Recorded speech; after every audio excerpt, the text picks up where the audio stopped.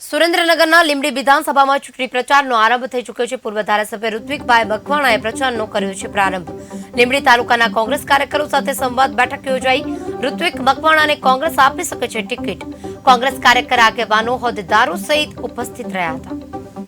સુરેન્દ્રનગર લોકસભાના મત વિસ્તારમાં લીંબડી અને ચુડા તાલુકાના કોંગ્રેસ પક્ષના કાર્યકર્તાઓ સાથે સંવાદ બેઠક યોજવા માટે આજે બંને તાલુકાઓની મુલાકાત લીધી।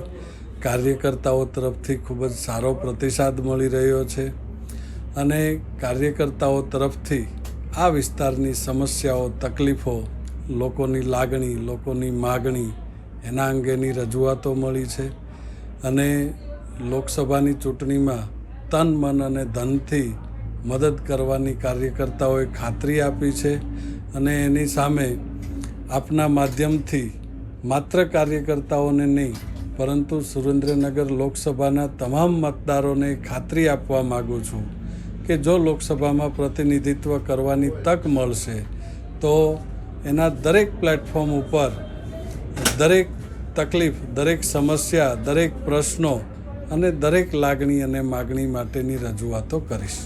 સુરેન્દ્રનગર